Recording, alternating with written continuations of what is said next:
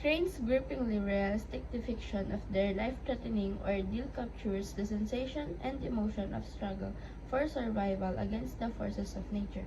Because of the work philosophical speculation, it is often classified as a work of naturalism, a literary offshoot of a realistic movement. The correspondent, the captain, the cook, and the oiler, Billy. The correspondent is presumably young and able-bodied, given that she shares rowing duties with the oiler. The captain is calm and quiet, talking for the most part only to give directions and lead the crew to the shore. The cook makes himself useful by bailing water. The oiler works a double watch in the engine room, and he is most likely to be exhausted in the digging. They are the four survivors of a shipwreck. To survive, they use a small boat to find the nearest land. None of them knew the color of the sky, subtly implying the exhaustion and limited perspective of those facing an assault from nature in their insufficient vessels. The short story The Open Boat by Stephen Crane is told from the point of view of a third-person narrator. The narrator is omniscient, initially sharing the thoughts and feelings of multiple characters on the boat. If I am to be drowned, if I am going to be drowned, if I am going to be drowned, why, in the name of the seven mud gods who rule the sea, was I allowed to come thus far and contemplate sand and trees? The narrator in this passage, the narrator develops the correspondent internal monologue, which recurs several times throughout the story. In the desperate and frustrated monologue, the correspondent asks why the gods would put him through the trials and hardship of survival and give him hope by letting him spot the shore, only to let him drown after all. The monologue is significant because it attests the correspondent changing perspective on nature and fate. He eventually concludes that the universe is indifferent to his fate. To reach the land, they needed each other. Each of them had a role, and without each other, probably, they would have all died. They all needed to row and were always changing places, so that no one was very tired. If they were alone, none of them would have survived. The men exchanged address to send news of their deaths in case some of them drowned. The struggle to keep the boat upright and free of the waves is continuous. The men know it is daytime only because the color of the sea changes. They have no cause to look at the sky. Their attention is only on the menacing waves.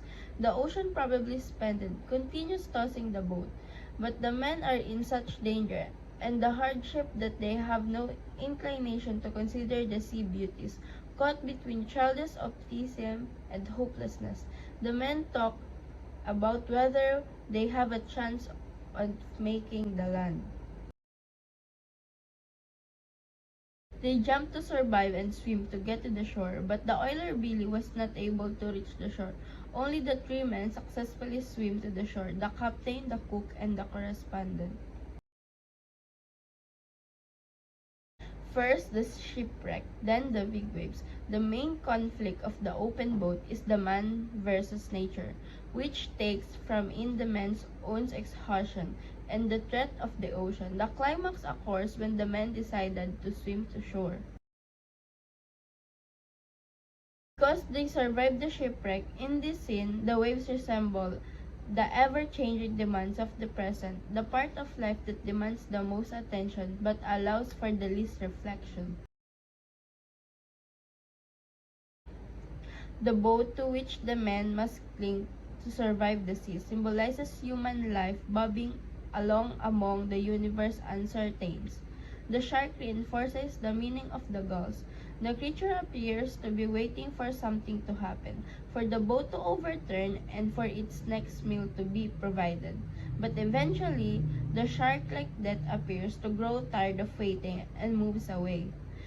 At the beginning of the story, the narrator presents the waves of the men's primary concern, the thing that must master if they are to survive the shipwrecks.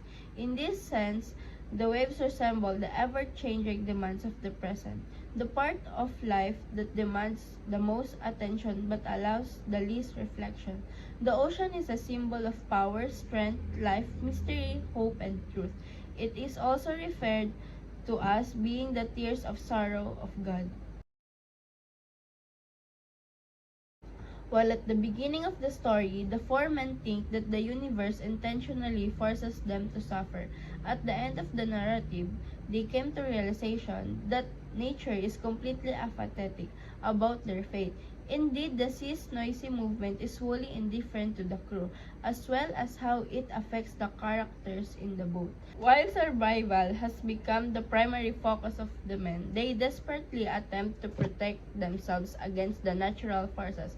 Observing nature as their enemy, the four men constantly blame the sea for their miserable condition, the struggle of the individual nature in the wind and nature in the vision of men. She did not seem cruel to him then, nor benefit, nor treacherous, nor wise, but she was indifferent, flatly indifferent after coming to realization that nature is apathetic about the men's fate.